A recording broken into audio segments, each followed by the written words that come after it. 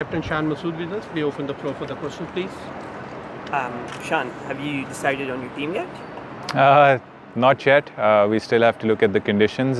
We do have a combination in mind, but I think one final look at the pitch and then we can see what's the best possible 11. So have you decided on the combination at least? Do you know if you're going in with an all-seam attack, potentially you're using a spinner? In our heads we have something right now, but again we'd like to have a final look at the pitch. There haven't been a lot of test matches played at this venue, so I think we'd like to have a firm look, a final look before we can decide what's best for us. Mohammad Hafiz said he wasn't too satisfied with conditions in Canberra. They won't really replicate the ones here in Perth. Are you satisfied with the level of practice you've had here and at the WACA? Look, I think as a team we talked about adaptability. Whether we play in Canberra, whether we play in Karachi, whether we play in Perth, how quickly can guys adapt to different conditions? That's more important for me. Good cricketers are always adaptable. They adapt very quickly to conditions, and it'll be the same because when we talk about these three venues, Perth, the MCG and the SCG all offer something different, and the challenge for our guys would be to adapt as quickly as possible. Pakistan haven't had a lot of happy tours to Australia recently. You now lead this team. You were here in 2019, wasn't the best tour for Pakistan. How do you go about changing both the mentality and the on-field performance? Look, I think it's best to look at the bigger picture as a side, look at the process, look at how we want to play cricket, and take results as a byproduct. If we play good cricket, if we play good cricket for 5 days consistently, I'm sure we'll be on the right end of certain results. So for us right now, it's how do we grow as a side, how do we go forward as a side, and if we do the right things for a long period of time, we'll be on the right side. As a player, how much does that play on your mind that you haven't had success here?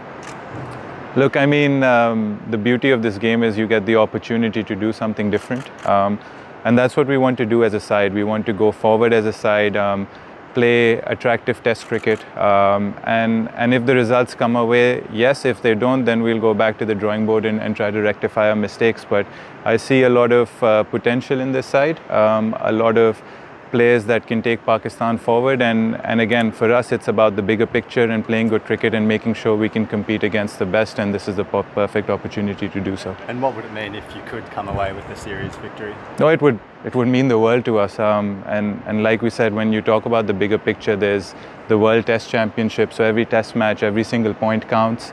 And it's a 2-year cycle, so we've got a lot of other test matches to play as well. So Australia is the perfect place to start, perfect place to gauge where we are as a team and take it from there. Shan, you guys played a pretty proactive brand of cricket against Sri Lanka in the middle of the year. Since then there's obviously been a lot of change behind the scenes and you've become captain, but is that proactive brand something you still want to commit to and want to see the team commit to? I think as a test side, in terms of the personnel, we've been pretty much the same. So it's the same group of players, an addition here or there. So I think the philosophy of the guys is probably going to stay the same. And again, it's the perfect opportunity to try and play a decent brand of cricket against the best in the world, and we're really looking forward to this exciting challenge. And do you feel, I guess in terms of your own experience and what you've seen the team do in the past couple of years, that I guess trying to set the agenda is the way forward? Yeah, again, you can't be too pushy. You have to take every day in your stride. You have to take it step by step. Be patient with your players. Be patient with your management, and again, like, work the best way forward for the team. And right now, hopefully, as a team, we can look at the bigger picture and keep making those improvements. Shan, Usman Khawaja was thinking about sort of making a human rights statement on his shoes. Have you, as a team, discussed that, and is there any intention from your group? Honestly, we've just seen the article, we've just read upon it. It's a Cricket Australia matter, it's a Cricket Australia policy. We as a team can have a discussion about that and only sort of reflect on it upon the rules and the contractual obligations we have as a team. Again, it's a matter that is best for Cricket Australia and Usman Khawaja, and we've just heard of it, so we really don't have an opinion at the minute. A lot of players at the World Cup were quite vocal in their messaging surrounding Gaza and Palestine. Usman Khawaja obviously made a statement here, a general human rights statement. Is it something that the PCB or you would offer support to Usman for doing? Again, it's a personal message from Usman Khaja and a personal matter which involves him and Cricket Australia. We as a team have just been sort of exposed to this news. We'll have a chat about it. We'll see what our sort of responsibility as a team is, and then only we can sort of make a decision on it. To the cricket, there's some discussion around, obviously now Sarfraz Ahmed is perceived as being the #1 choice wicketkeeper. Rizwan doesn't have the worst record here either. Is there any, I know you said you're discussing finalising certain things, is there any possibility of potentially playing one of them as a specialist bat? Look, I think that's one of the hardest decisions to make. They've both been top-class wicket-keepers for Pakistan over the years. They've played some memorable innings as batsmen. They've had great performances behind the wicket as wicket-keepers. So it's a very tough decision to make, and like you said, that possibility will always be open. I don't jump into comparison between players. I think each and every one of our 18-member squad is somebody that can take the field tomorrow and in this series. So there'll be some tough decisions to make, which hopefully we can take the best one in terms of the interest of the team and the result. And if they both play, do you know who keeps? Again, we'll have to see. We'll have to see who the better fielder is and where we might require someone to field. Just one more on the philosophy. Obviously, you're captain of Yorkshire. You've seen what's happened in English cricket up pretty close in recent times. Like, how much does that come into your view of how to play Test cricket, or how to win a game of Test cricket these days? I think at the end of the day, the individual bit is the player's responsibility.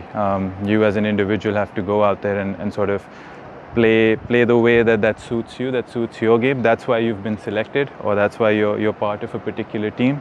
I have my way. A certain player might have his particular way. What we try and encourage to do is we try and lay the basics of the game.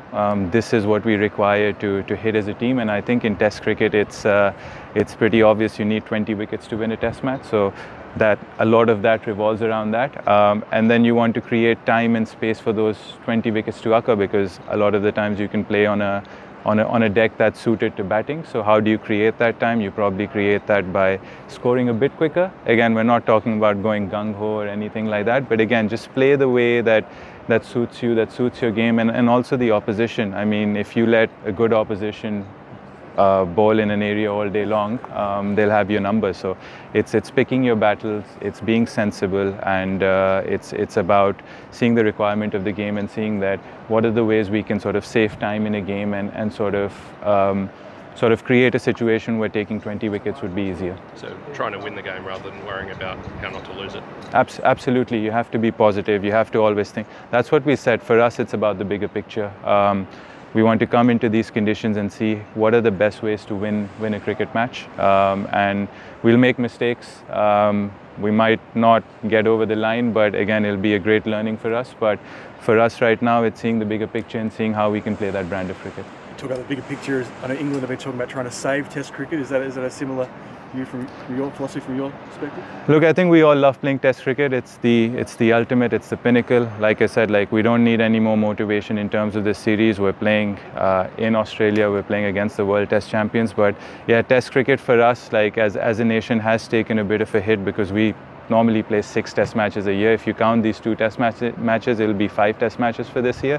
So it's not enough. We'd obviously like more Test cricket, and I think by being a side that is a winning side that produces results home and overseas, we might sort of get more Test cricket in the future. So for us, we want to play more Test cricket. We want to play against the best teams in the world, and we want to play an exciting brand of Test cricket. And finally, have you had a chance to look at the pitch? What do you make? Any first impressions, thoughts? A bit. I think we've been very fortunate that we played at this amazing venue in 2019. We played a pink ball day-night Test match. Pink ball obviously behaves a bit differently, but there was nice carry, some pace in the wicket.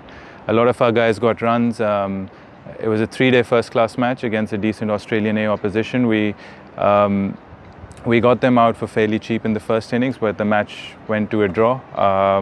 So we've got then we played 2 T20 games. I think playing white ball here was harder than red ball because you have to go from the word go in white ball, and getting used to the pace and bounce can be a bit challenging. But I don't see anything different from those two occasions that we've been here. It will offer some pace, it will offer some bounce. There's decent amount of grass coating, but we've also looked at the test match between Australia and West Indies. So again, it's about how can we adapt to these conditions and how do we sort of respond as a batting and bowling side here. Thank you. Thank you.